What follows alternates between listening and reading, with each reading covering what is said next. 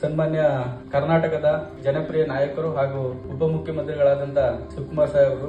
ನಾನು ಅವರ ಸ್ವಲ್ಪ ವರ್ಷಗಳಿಂದ ಹತ್ತಿರದಿಂದ ನೋಡ್ತಾ ಬರ್ತಕ್ಕಂಥ ಒಂದು ಅವಕಾಶ ಸಿಗ್ತಾ ಹೋಯ್ತು.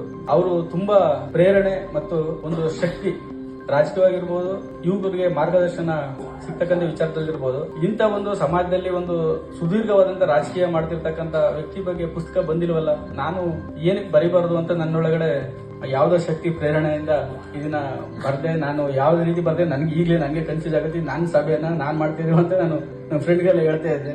ಸುಮಾರು ಒಂದು ಸತತವಾಗಿ 2 ವರ್ಷದಿಂದ ನನಗೆ ಪ್ರಾಮಾಣಿಕ ಪ್ರಯತ್ನದಿಂದ ಅದನ್ನ ಪುಸ್ತಕನ ಇವತ್ತು ಹೊರಕ್ಕೆ ತರ್ತಕ್ಕಂಥ ಕೆಲಸ ಆಗಿದೆ. ಪುಸ್ತಕದಲ್ಲಿ ಬರ್ದಿರ್ತಕ್ಕಂಥ ಒಂದು 2 ಲೈನ್ ನಾನು ಹೇಳಿ ನನ್ನ ಭಾಷಣ ಮುಗಿಸ್ತೇನೆ.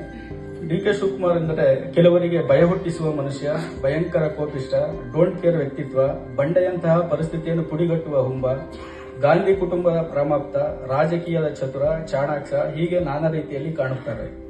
ಮತ್ತೆ ಕೆಲವರಿಗೆ ಡಿ ಕೆ ಶಿವಕುಮಾರ್ ಎಂದರೆ ದೈವಭಕ್ತ, ಧರ್ಮಪಾಲಕ, ನಂಬಿಕಸ್ಥ, ನಿಷ್ಠಾವಂತ, ಅಭಿವೃದ್ಧಿಯ ಹರಿಕಾರ, ದೂರದೃಷ್ಟಿಯ ಕನಸುಗಾರ, ವೈಯಕ್ತಿಕ ಜೀವನಕ್ಕೆ ಸಮಯವನ್ನ ಮೀಸಲಿದ್ದರೂ ಹಸಿವಿನ ಅರಿವಿಲ್ಲದೆ, ಸಮಯದ ನಿಗದಿ ಇಲ್ಲದೆ, ಜನರಿಗೋಸ್ಕರ ಹಗಲು ರಾತ್ರಿ ಎನ್ನದೆ ದುಡಿಯುವ ಜನಸೇವಕ, ಲಕ್ಷಾಂತರ ಯುವ ರಾಜಕಾರಣಿಗಳಿಗೆ ಇವರೇ ಮಾರ್ಗದರ್ಶಕ. ಇದು 2 ರೀತಿಯಲ್ಲಿ ನೋಡ್ತಕ್ಕಂಥ ಜನರ ದೃಷ್ಟಿನ ನಾನು ಬರೆದಿದ್ದೀನಿ.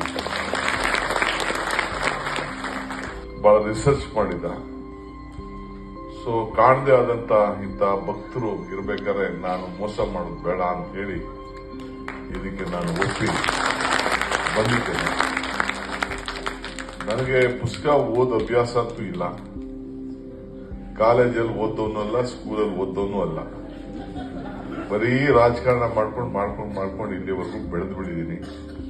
ಆದ್ರೆ ನೋಡಿದೆ, ಒಂದಷ್ಟು ಸ್ಥಿರವಾಗಿ ನೋಡಿದೆ, ಬಹಳ ಆಳವಾದಂತ ವಿಚಾರಗಳನ್ನ ಹುಡುಕಿ ಏನೇನು ತಿಳ್ಕೊಳ್ಳಿಕ್ ಸಾಧ್ಯನೋ ತಿಳ್ಕೊಂಡು ನನ್ನ ಬಾಲ್ಯದಿಂದ ಇಲ್ಲಿವರೆಗೂ ಕೂಡ ತಂದಿದ್ದಾರೆ.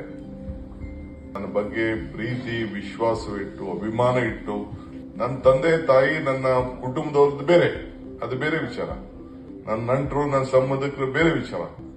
ಆದ್ರೆ ಪ್ರತಿಯೊಬ್ಬರು ಕೂಡ ಈ ಹುಡುಗನ್ನ ಇಲ್ಲಿವರೆಗೂ ತೆಗೆದುಕೊಂಡು ಹಳ್ಳಿಯಿಂದ ತಂದು ಇಲ್ಲಿವರೆಗೂ ಬೆಳೆಸಿದ್ದಾರಲ್ಲ, ಅವರೆಲ್ಲ ಪಾದಗಳಿಗೆ ನಾನು ಸಾಷ್ಟಾಂಗ ನಮಸ್ಕಾರಗಳನ್ನ